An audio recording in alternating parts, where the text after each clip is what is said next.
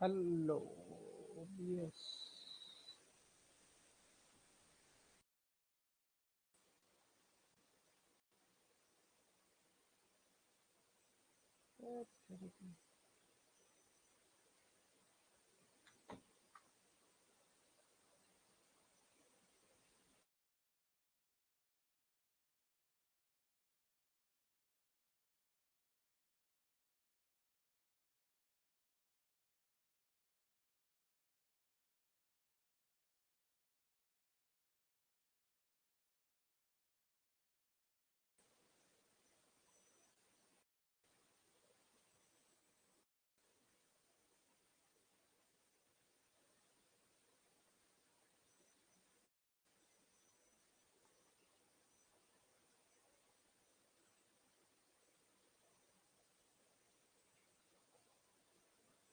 Hello Priyanka.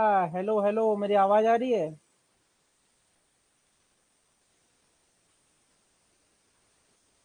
फिरदौस भी पहुंच गया आज तो।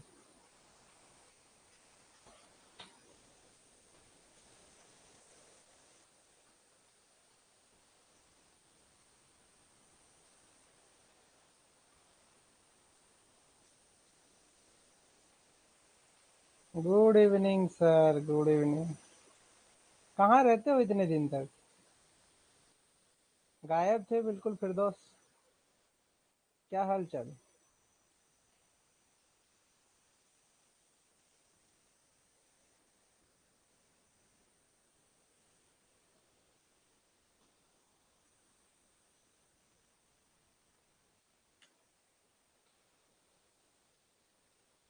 Good evening sir, good evening.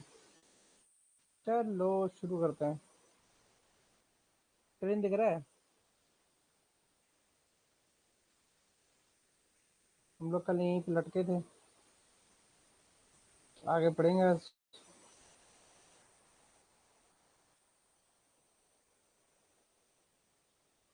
है ना?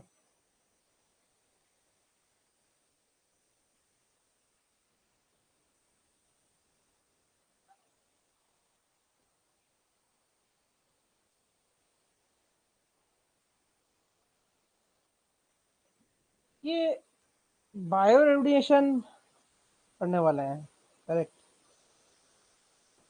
तो नाम से जो समझ में आता है, कोई दिक्कत है? तभी रेमेडिएशन कर रहे हो, है ना? रेमेडिएशन क्यों करते हो?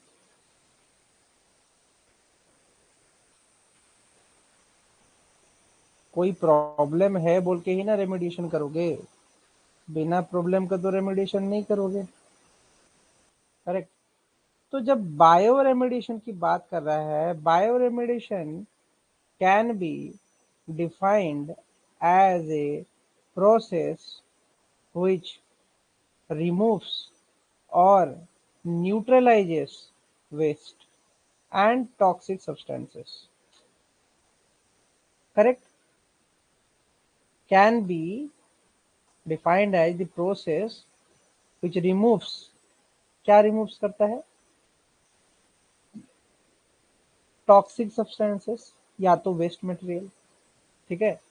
कहाँ से रिमूव करता है? From the environment. कैसे रिमूव करता है?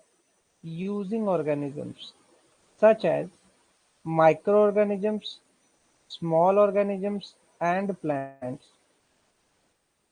Micro organism, small organism and plants, ठीक है? तो कल को कोई भी पूछ देगा कि बायो रेमेडिएशन क्या होता है, वहां पे जैसे कि तुमने बीओडी की बात सुनी थी, यूनिट 2 में हम बीओडी का डिस्कशन कर रहे थे, तो उसको हम बोल रहे थे बायोलॉजिकल ऑक्सीजन डिमांड, करेक्ट? तो ये जो डेड ऑर्गेनिक एलिमेंट्स हैं वाटर बॉडीज में, ठीक है, उसको डिकम्पोज करने के लिए जितना अमाउंट ऑफ ऑक्सीजन चाहिए होता है किसी माइक्रो ऑर्गेनिजम्स को, उसको हम बायो बीओडी बोलते थे, बायोलॉजिकल ऑक्सीजन डिमांड। बट यहाँ पे केस थोड़ा उल्टा है, ये बायो रेमिडिएशन है। यहाँ पे तीन चीजें आएंगी। माइक्रो ऑर्गेनिज्म ही नहीं होगा खाली, माइक्रो ऑर्गेनिज्म के साथ छोटे छोटे ऑर्गेनिजम्स भी आएंगे और साथ ही साथ प्लांट्स भी आएगा। मतलब तीन कंसेप्ट आ रहे हैं, तीन प्राणी आ रहे हैं, तीन स्पीसीज आ रहे हैं जो कि तुम्हारा बायो रेमिडिएशन करने में मदद करते हैं। करेक्ट। अब क्या होता है कि इसमें कि many microorganisms and plants are capable of degrading toxic hazardous substances and reducing the toxicity। तुमको क्या लगता है आर्सेनिक 3 जो है ये ह्यूमन के लिए खतरनाक है, ह्यूमंस के लिए प्रॉब्लम है? क्या प्लांट्स के लिए प्रॉब्लम होगा? जरूरी नहीं है। आर्सेनिक 3 जो है वो प्लांट्स के लिए प्रॉब्लम हो ये कहीं जरूरी नहीं है। प्लांट्स के लिए क्या हो सकता है तुम्हारा वरदान भी हो सकता है ना। जो चीज हमारे लिए खराब है कि कहीं नहीं लिखा कि वो प्लांट्स के लिए भी खराब है।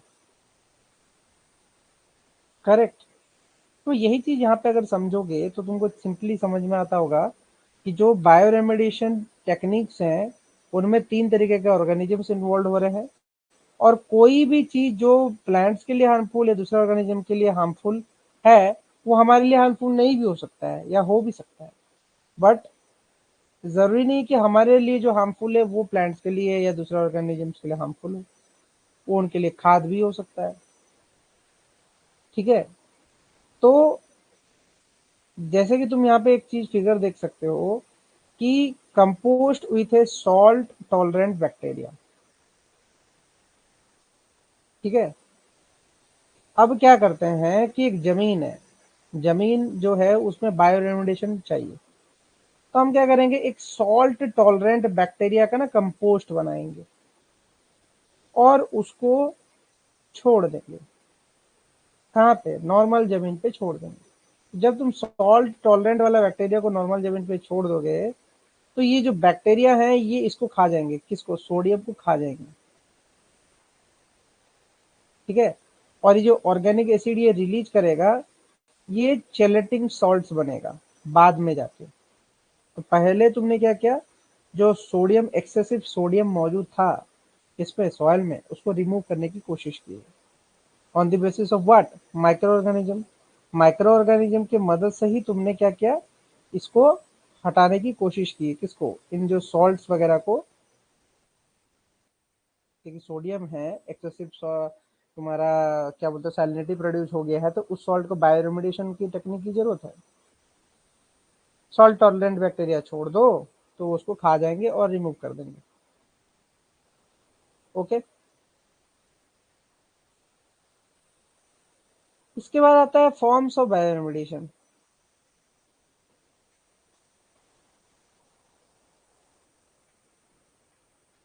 ठीक है। तो फॉर्म्स ऑफ बायोरेमिडिएशन में दो चीजें बहुत ही इंपॉर्टेंट है। एक तो तुम्हारा समझ में आता है इन सितु बायोरेमिडिएशन और दूसरा समझ में आता है एक्स सितु बायोरेमिडिएशन। ठीक है। अब ये इन सितु और एक्स सितु में डिफरेंसेस क्या है ये तो तुम जानते ही हो, कोई बताएगा? What do you mean by in situ and ex सितु?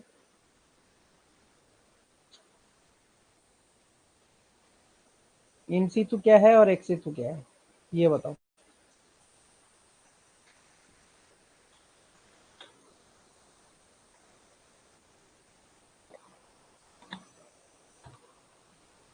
Meaning क्या समझते हो?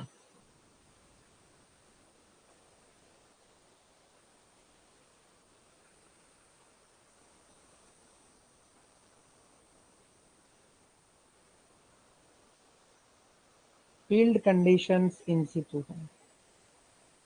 ओके। और एक्स सितु क्या है? कंट्रोल्ड कंडीशंस जो होते हैं एक्स सितु होता है।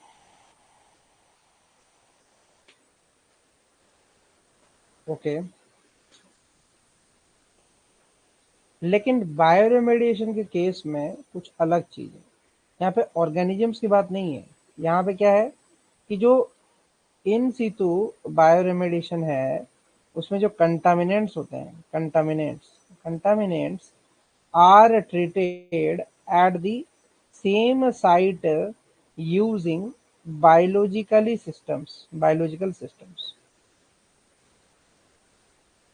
ठीक है,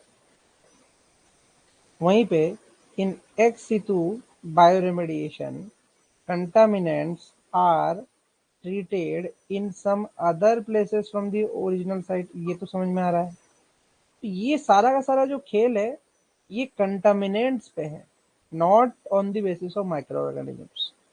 कंटामिनेंट को अगर सेम साइट पे ट्रीट कर देते हो तो वो तुम्हारा इन सितु हो जाता है बायोरेमेडिएशन, और दूर लेकर ट्रीट करते हो तो उसको एक्स सितु बायोरेमेडिएशन बोलते हैं।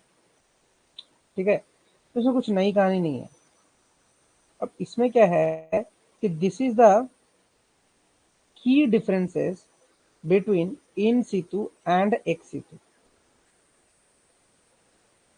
ओके, अब इसमें क्या है कि इन सितु और एक्स सितु में भी बहुत सारे डिवीजन हैं। जैसे कि तुम यहाँ पे देख सकते हो, पहला डिवीजन है बायोवेंटिंग, दूसरा क्या है इन सितु बायोडिग्रेडेशन, तीसरा क्या है बायोस्टिमुलेशन, चौथा क्या है बायोस्पार्जिंग, और पांचवा क्या है बायो एगमेंटेशन, छठवां क्या है नेचुरल एटेन्युएशन।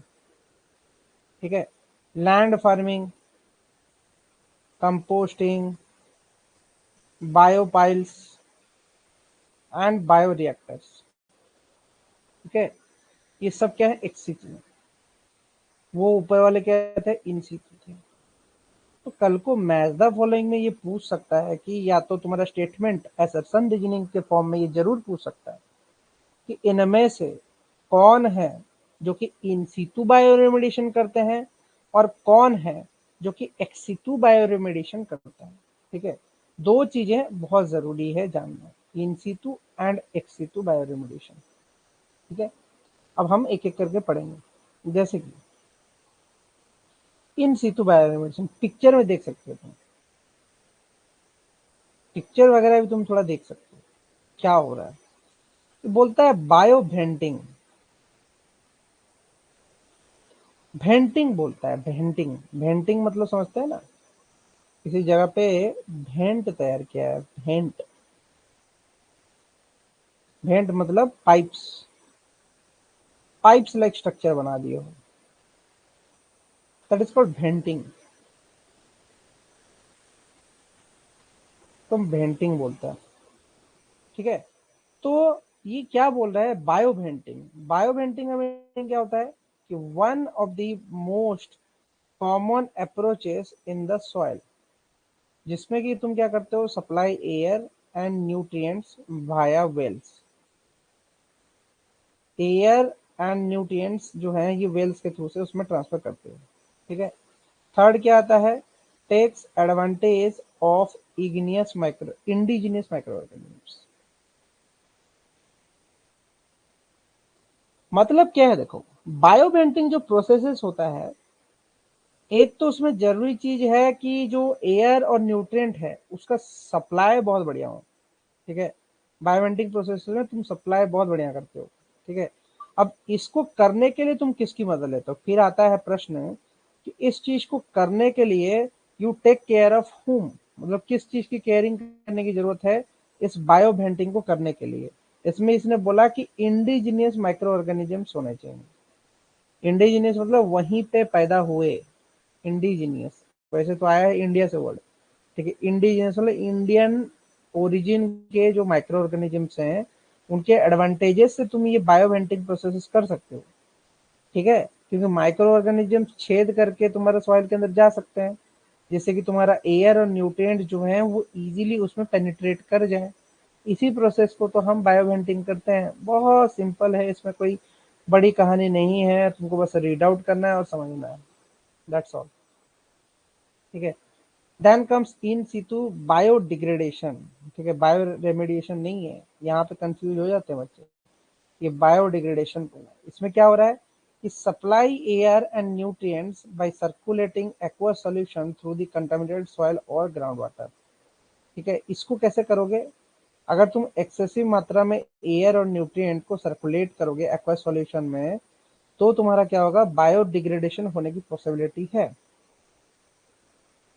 ठीक है, किसी की थ्रू से करोगे, एक कंटामिनेटेड सॉइल है या कंटामिनेटेड ग्राउंड वाटर है, उसको यूज करोगे बायोडिग्रेडेशन के लिए।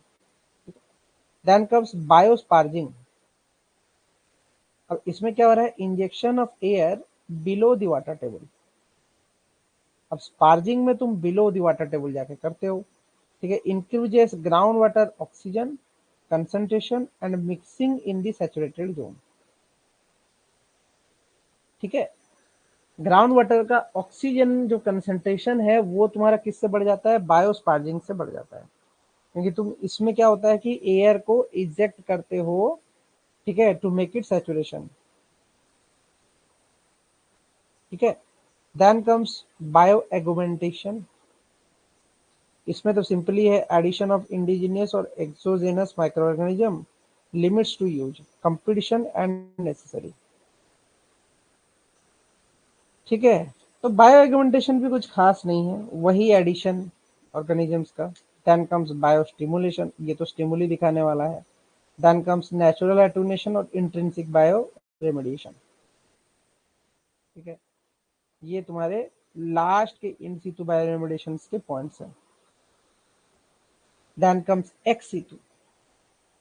एक्स सितु तो बहुत ही सिंपल है, एक्स सितु में तो कोई कहानी ही नहीं है। ठीक है, एक्स सितु हैज नो कहानी, बहुत सिंपल है। क्या बोलता है कि लैंड फार्मिंग कराना है। Contaminated soil is excavated and spread over the land. Soil is periodically tilted to improve the aeration. ठीक है, अब क्या होता है कि जो कंटामिनेटेड सॉइल है उसको पहले हटा दो और लैंड के ऊपर ना स्प्रेड कर दो, जैसे कि होता है माइनिंग इलाके में। ठीक है, सॉइल को हटा के तुम्हारा साइडवेज में उसको माइंस की तरह बना दिया जाता है। ठीक है, तो soil is periodically tilted to approve aeration. अब इसको तो चाहिए क्या, एयरेशन चाहिए, तो ये अपना एयरेशन की जगह बनाएगा।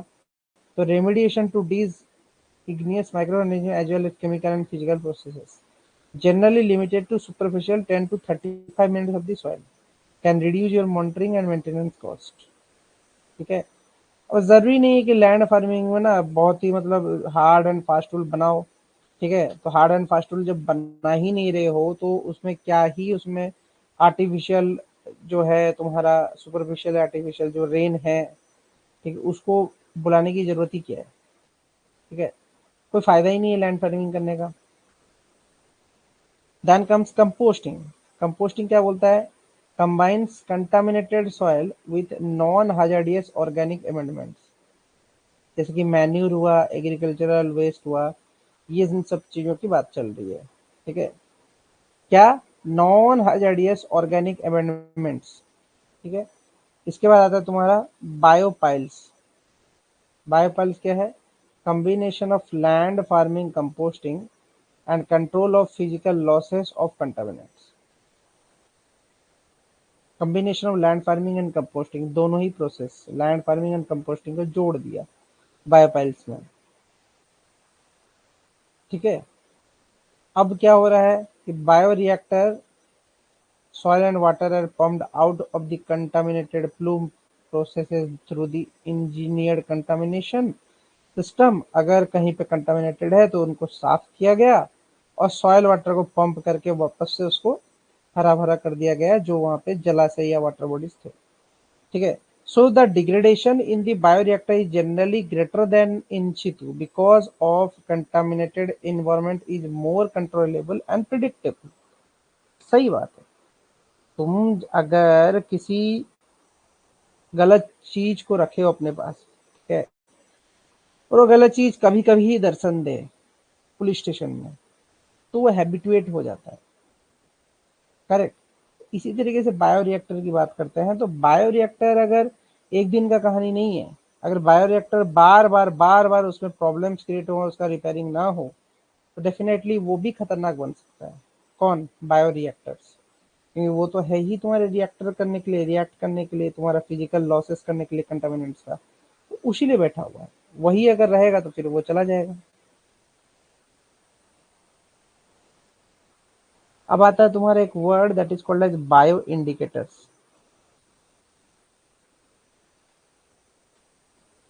ठीक है, 1 मिनट देना।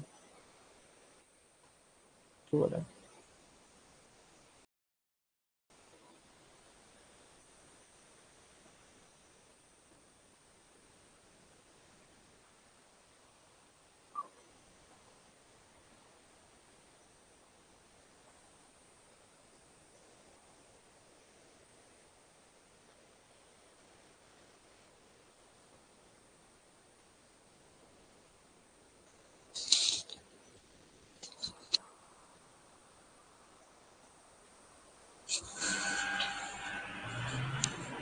तो बायो इंडिकेटर्स की बात चल रही है, बायो इंडिकेटर्स। ठीक है, तो जब तुम बायो इंडिकेटर्स की बात करते हो, बायो इंडिकेटर्स क्या होता है? ये लिविंग ऑर्गेनिजम्स हैं। Bioindicators are also living organisms. ठीक है, अब ये इंडिकेटर क्यों नाम दिया गया है? तुमने इंडिकेटर स्पीसीज के बारे में पहले भी पढ़ा चुके हो, है ना? इंडिकेटर स्पीसीज के बारे में पढ़ाया था या नहीं पढ़ाया था प्रियंका, ये बताओ। है भी प्रियंका या नहीं है?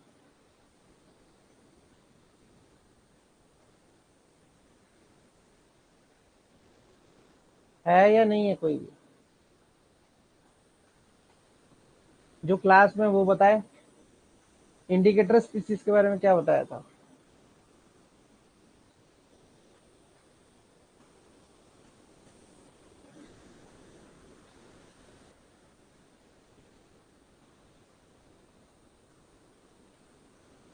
बताओ इंडिकेटर स्पीसीज क्या होता है?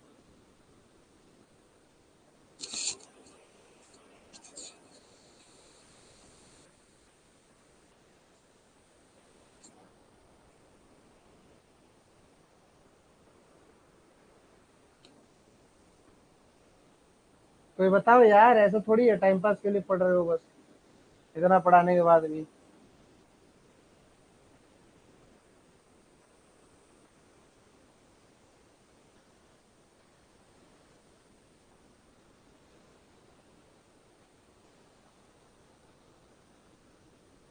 जो इन्वायरमेंट के स्टेटस को बताए, तो ऐसा कुछ है क्या? ऐसा होता है क्या?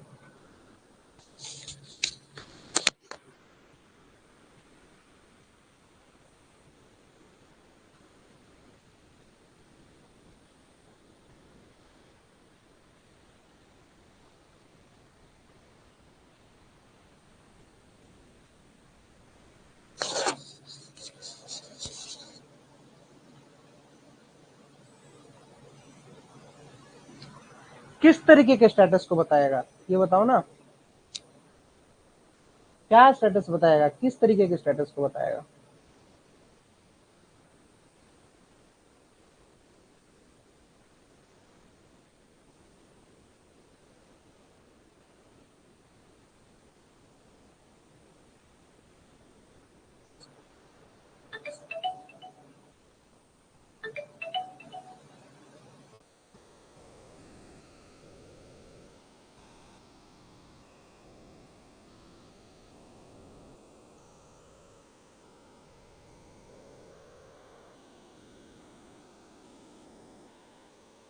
किस तरीके के स्टेटस को बताएगा?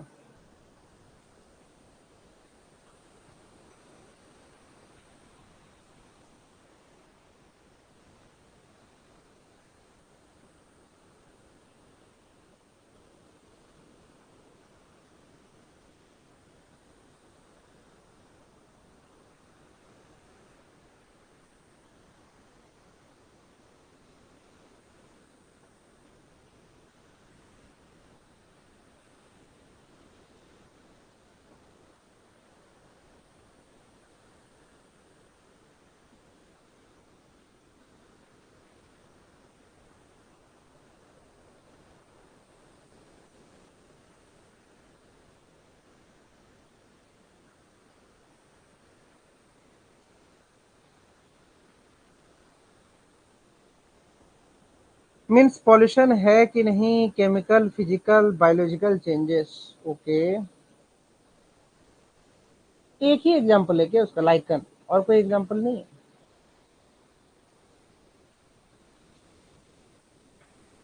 इंडिकेटर स्पीसीज के लिए तुमने सिर्फ लाइकेन का नाम लिया, और कोई एग्जांपल नहीं हो सकता है?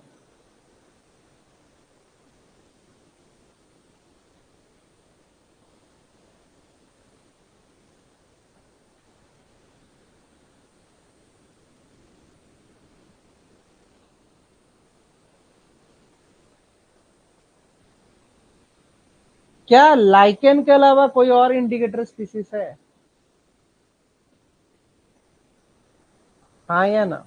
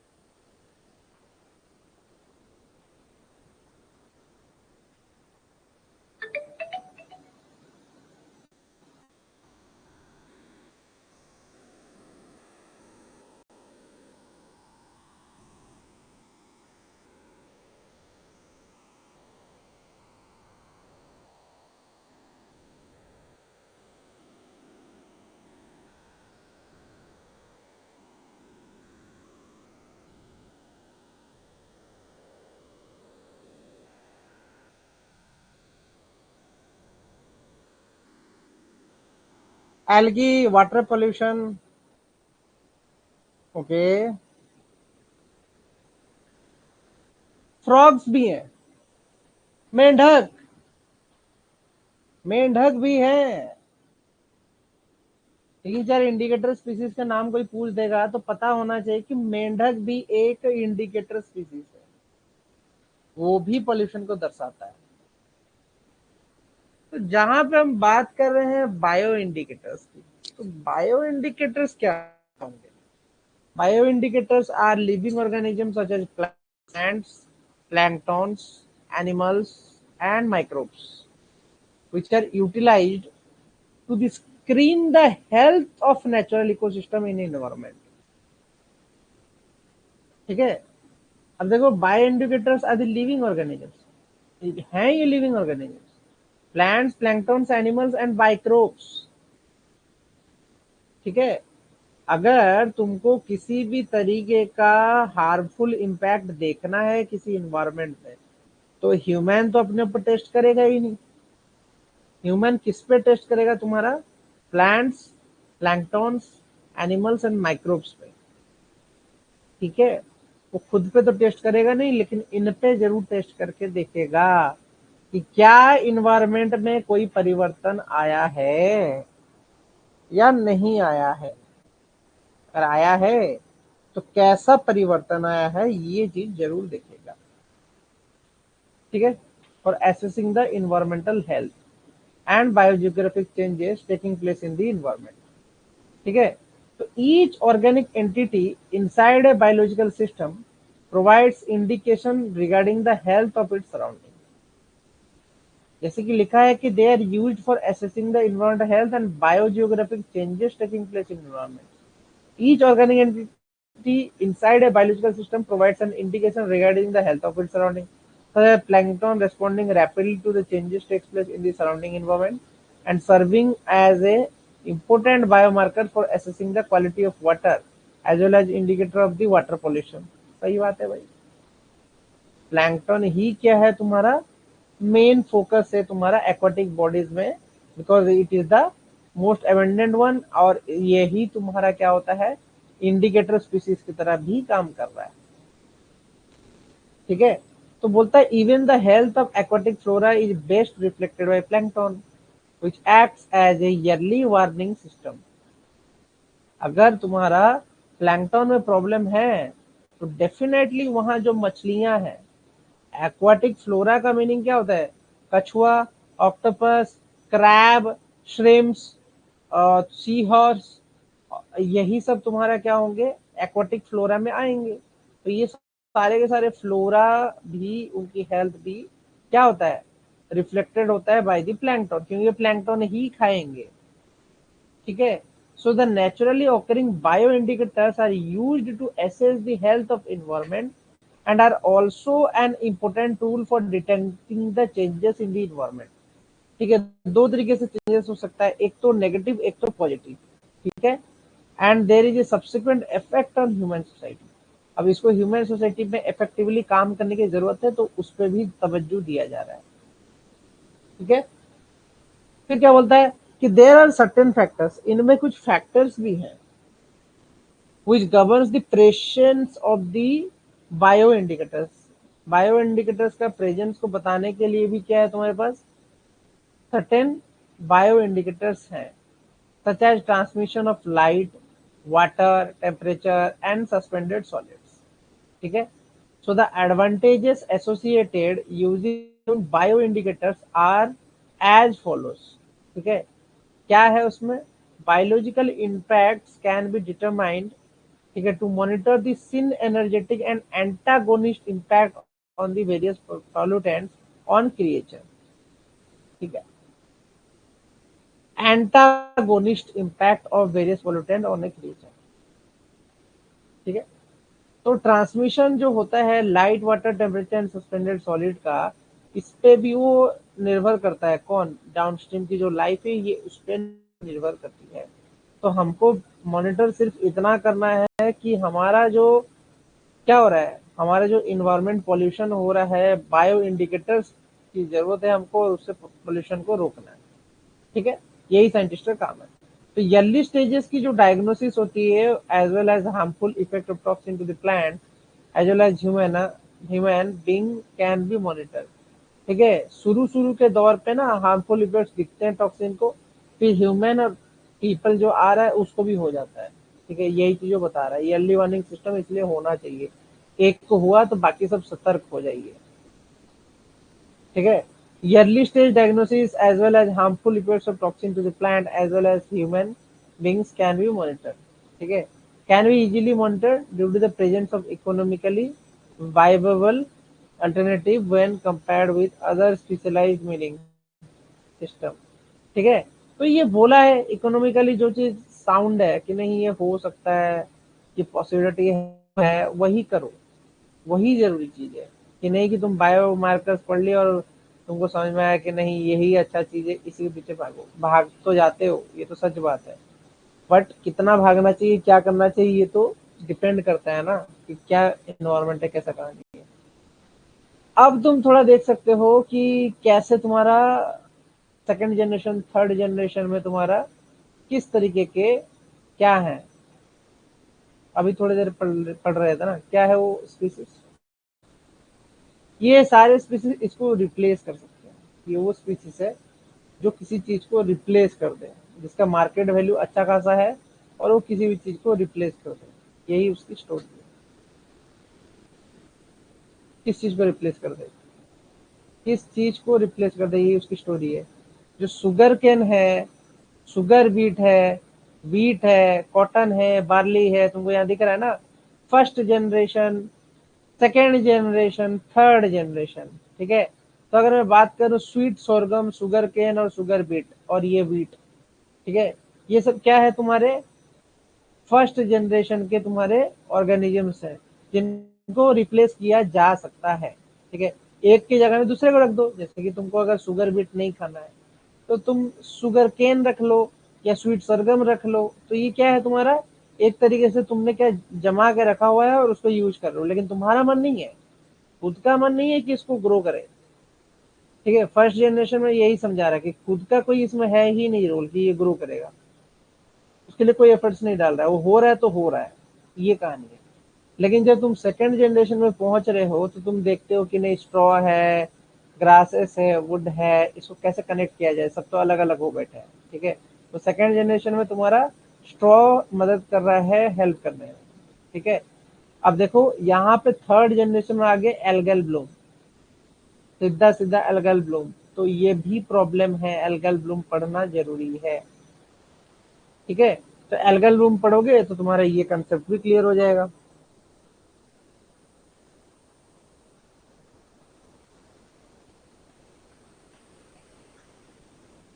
अब आता है देखो कि जो तुम बायो रेमेडिएशन कर रहे हो उस प्रोसेस से कर क्या रहे हो।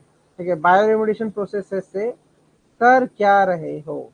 बायो रेमेडिएशन प्रोसेस से तुम इथेनॉल पैदा करते हो। तो इथेनॉल क्या है? Ethanol is a type of alcohol that can be produced using any feed stock containing significant amount of sugar. Ethanol जो है वो शुगर हो, ठीक है।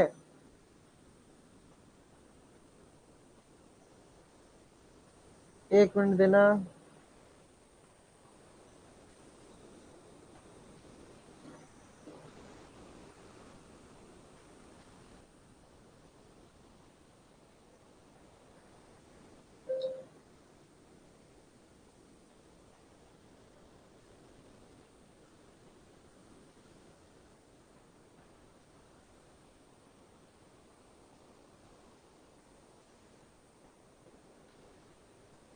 हाँ, तो ये जैसे कि इथेनॉल की बात किया।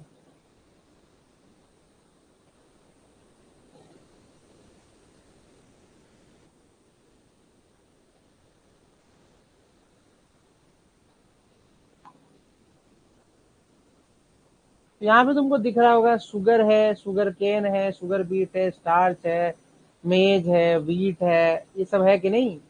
तो ये सब किस चीज से है? ये सब इथेनॉल बनाने के काम आ रहा है।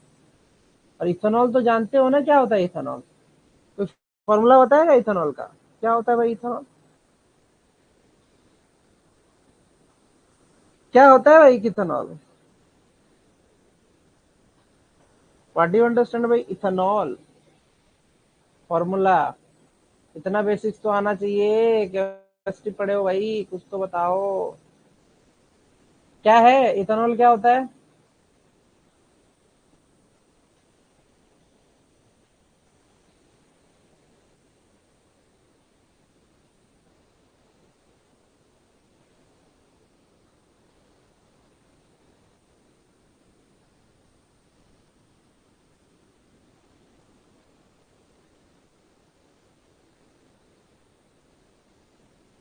फॉर्मूला पता है कि नहीं इथेनॉल का?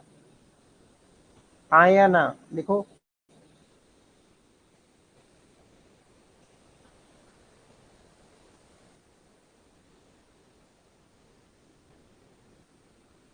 चाहे ये बेसिक चीजें मैं पढ़ाऊंगा। इथेनॉल का तुमको फॉर्मूला लिखना नहीं आ रहा है? कुछ तो आ रहा होगा। C2H6OH। थोड़ा करके देखना डायग्राम बना के। बन रहा है क्या ये? H6OH, ये क्या लिखे हो?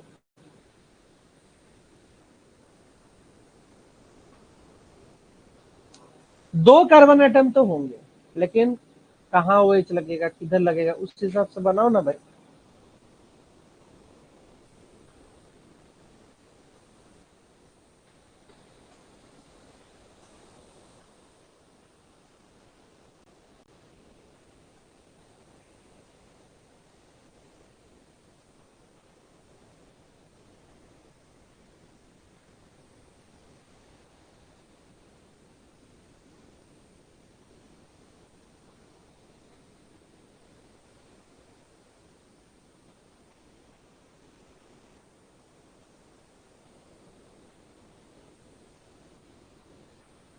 C2H5H। प्रियंका, क्या लिख रहे हो?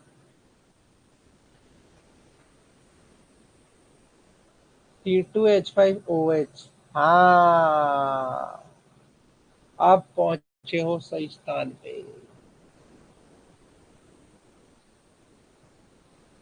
तो इथेनॉल जो है ये तुम्हारे फीड स्टॉक से बन रहा है, करेक्ट। एक मिनट देना। कैमरा से थोड़ा दिक्कत दे रहा था, ठीक कर दिया मैंने।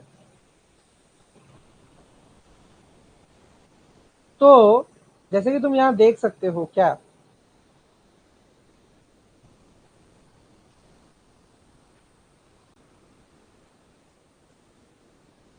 ठीक है। तो यहाँ पे जैसे कि वो बोल रहा है कि इथेनॉल की बात कर रहा है।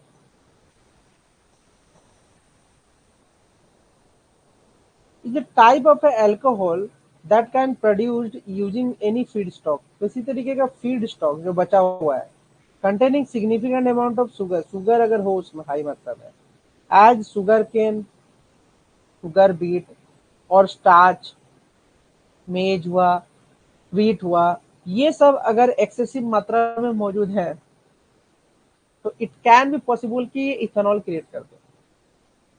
ठीक है, तो sugar can be directly fermented to alcohol while starch first need to convert it to sugar। ठीक है, सो ये जो फर्मेंटेशन प्रोसेस है is similar to that use to make wine और beer and pure ethanol is obtained by distillation. ठीक है, wine shop में जैसे तुम अल्कोहल वगैरह पीते हो, ठीक है, पीते तो नहीं हो यार, लोग पीते हैं, क्योंकि नहीं करना चाहिए, नशा मुक्त भारत हो तो बढ़िया है। ठीक है, तो वाइन और बियर जो सेवन करते हैं, ठीक है, तो उसमें जब वो डिस्टिल्ड लेवल पे जाके प्योर इथेनॉल दे दोगे उसको, तो भाई वो जिंदा नहीं रहेगा। इथेनॉल बहुत ही खतरनाक है प्योर फॉर्म।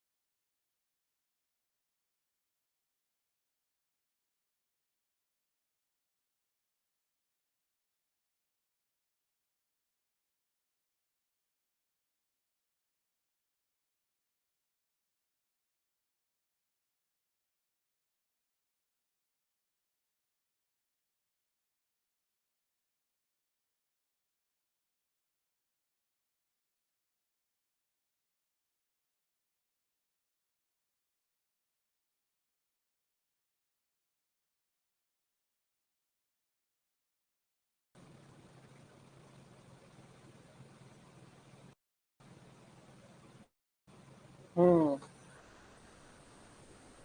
इंटरनेट का प्रॉब्लम आ जाता है भाई, रूटर में कुछ ना कुछ इश्यू हो जाता है, इतना ठीक करो फिर भी इश्यू हो जाता है, हमेशा कुछ ना कुछ प्रॉब्लम है इसका। छोड़ो,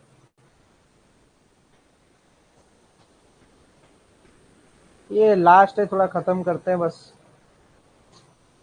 ठीक है, अब देखो, जैसे कि यहाँ पे इसने बोल दिया कि बायोडीजल, बायोडीजल जो है ये कैसे प्रोड्यूस होता है, देखो पहले हमने पढ़ा इथेनॉल, इथेनॉल जो है वो ज्यादा एनर्जी देता है तुम्हारा एज कंपेयर टू पेट्रोल। ठीक है, So however, when mixed with petrol, it improves the combustion performance and lowers the emission of carbon monoxide and sulfur oxide. ठीक है, लोअर्स कर देता है, लोअर, ठीक है, सल्फर ऑक्साइड और कार्बन मोनोऑक्साइड को लोअर कर देता है। ठीक है, बायोडीजल जो है वो क्या है कि mainly in European Union, biodiesel जो है वो मेनली प्रोड्यूस होता है यूरोपियन यूनियन में, by combining the vegetable oil और animal fat with an alcohol. Alcohol से पैदा हो रहा है कौन, तुम्हारा बायोडीजल जो है यूरोपियन यूनियन में मेनली पैदा होता है, कॉमन वेजिटेबल ऑयल्स चाहिए, एनिमल फैट्स चाहिए, इसके वजह से वो पैदा होगा। तो biodiesel can be blended with traditional diesel fuel और burned in its pure form in compression ignition engines. Its energy content is somewhat less than that of diesel. Diesel से कम है, बट स्टिल ये एक सब्स्टिट्यूट है तुम्हारा दूसरे चीज को, करेक्ट।